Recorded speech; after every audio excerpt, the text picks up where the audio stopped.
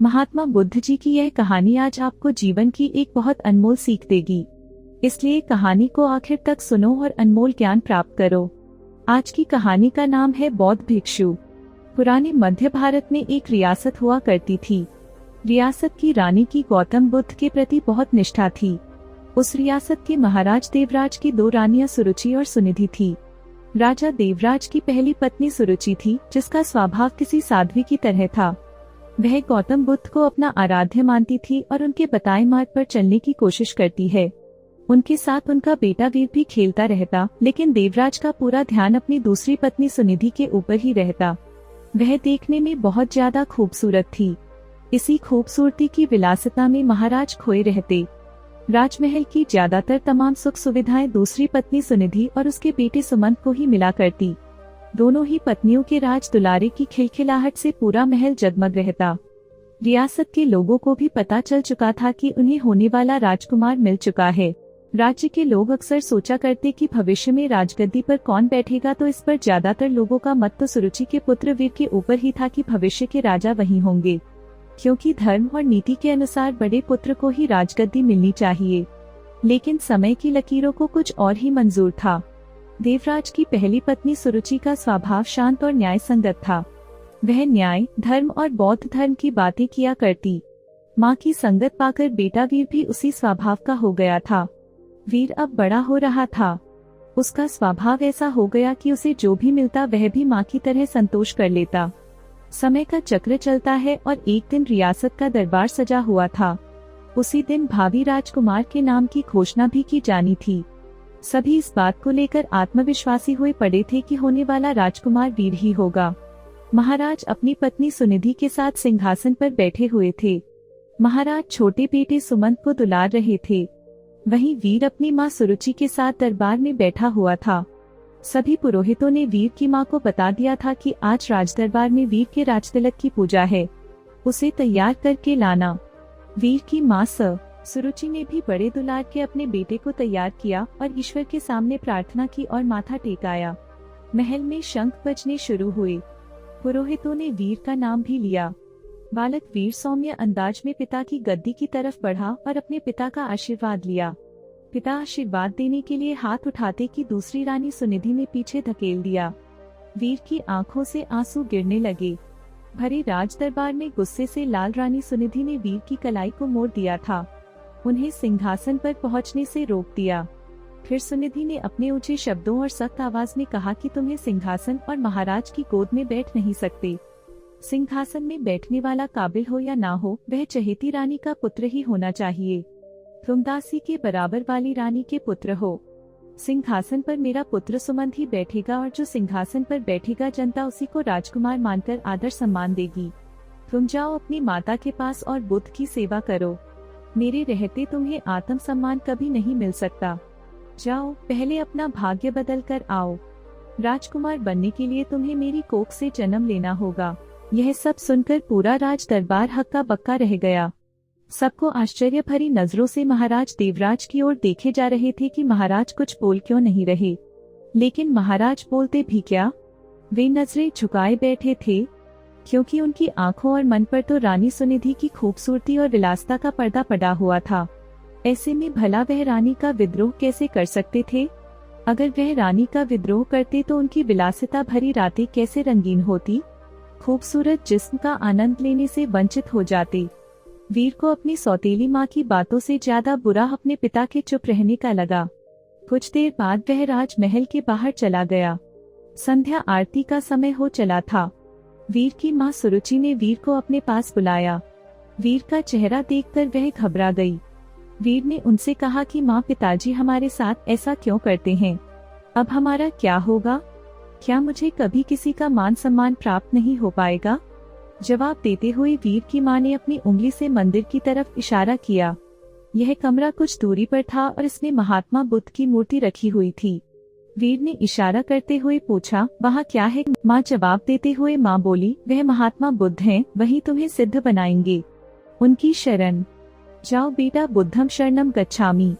यह पंक्ति सुनते ही वीर ने बहुत अच्छा महसूस किया। सुरुचि बोली, बेटे तुम्हारे लिए इस सिंहासन से भी कहीं बड़ा और आगे का सिंहासन बना हुआ है, इसलिए इस सिंहासन, लालसा व मोह त्याग कर उस बधे सिंहासन को प्राप्त करो। जब तुम उस सिंहासन पर बैठोगे तो, लेकिन उसे पाना इतना आसान नहीं। जीवन के उस सिंहासन तक तुम्हें महात्मा बुद्ध की शिक्षाएं लेकर जाएंगी। लेकिन वीर को अब भी यह समझ नहीं आ रहा था माँ आखिर किस तरह के सिंहासन की बात कर रही है, जो राज सिंहासन से भी कहीं बड़ा है। उसके कानों में तो अभी भी सौतेली माँ के ताने गूंज रहे थे कि वह अभागा है। लेकिन वीर की माँ ने देर नहीं की और उसे बुद्ध की मूर्ति के सामने लाकर खड़े दहा कर दिया और कहा कि अब सिर्फ महात्मा बुद्ध ही तुम्हारा कल्याण करेंगे। तुम उन्हीं के बताए मार्ग पर चलो, उनकी शिक्षाओं का अनुसरण करो, तुम्हें पता चल जाएगा कि जीवन का असली सुख कहाँ है।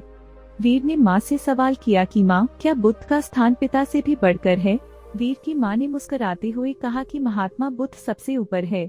माँ की इस बात से वीर ने प्रेरित होकर कहा कि माँ, अब से मैं बुद्ध जी की गोद में ही बैठूंगा, उन्हीं के बताए मार्ग व विचारों का पालन करूंगा। मैं कठिन से कठिन साधना करके उन्हें प्रसन्न करूंगा, इनकी शिक्षाओं को अपने जीवन में उतारूंगा। वीर ने बड़े दृढ़ निश्चय से कहा कि देख लेना माँ, एक दिन बुद्ध मुझे अपनी गोद में जरूर बैठाएंगे। रानी सुरुचि अपने बेटे की इन मासूम बातों को सुनकर हैरान थी। माँ ने वीर को गोद में उठाया और कहा कि पूरे मन से बुद्ध की बातों का अनुसरण करो। वीर भी गोद से उतरते हुए जवाब दिए कि आज से मेरे आराध्य बुद्ध हो गए हैं। कुछ ही दिन वीर बुद्ध की रोजाना नियमबद्ध उपासना करता हुआ ध्यान मगन होने लगा। वीर ने अब राजमहल छोड़ने का फैसला कर लिया। जो लड़का कल तक अपनी माँ के पल्लों में छिपा घूमता रहता था, वह आज महल छोड़कर जंगल जाने का फैसला ले रहा है। इतने बड़े फैसले और जीवन परिवर्तन से सभी हैरान थे और माँ को भी चिंता हो रही थी। माता पिता को प्रणाम कर वीर अब बुद्ध जान लेने जंगल की ओर निकल गया। महाराज देवराज को भी अपनी गलती का एहसास होने लगा, लेकिन अब भी वह कुछ न कर पाए। वीर बुद्धम शरणम गच्छामि शब्दों का निरंतर जाप करता हुआ अपने पथ पर निकल गया। कोसों दूर पहुंचने के बाद वीर की मुलाकात एक बौद्ध भिक्षु से हुई। वह एक कुटिया में रहा करते थे।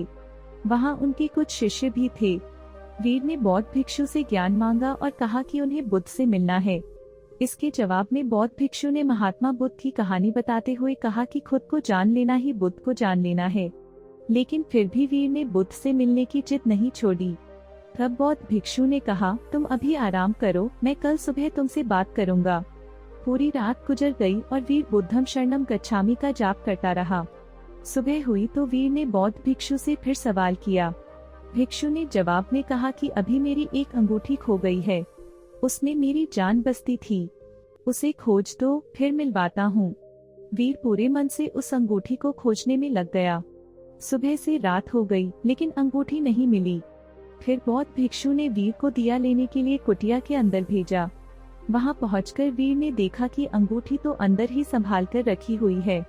यह दृश्य देखकर वीर को बहुत दुख हुआ। उसने बौद्ध भिक्षु से कहा कि जब आपने अंगूठी को अंदर ही रखा हुआ था तो आपने मुझसे बाहर क्यों तलाश करवाया?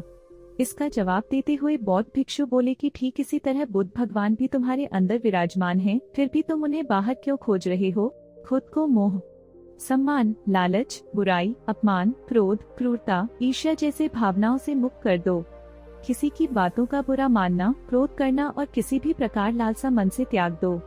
बस इतना ही करना, फिर देखना बुद्ध तुम्हें तुम्हारे अंदर ही मिल जाएंगे।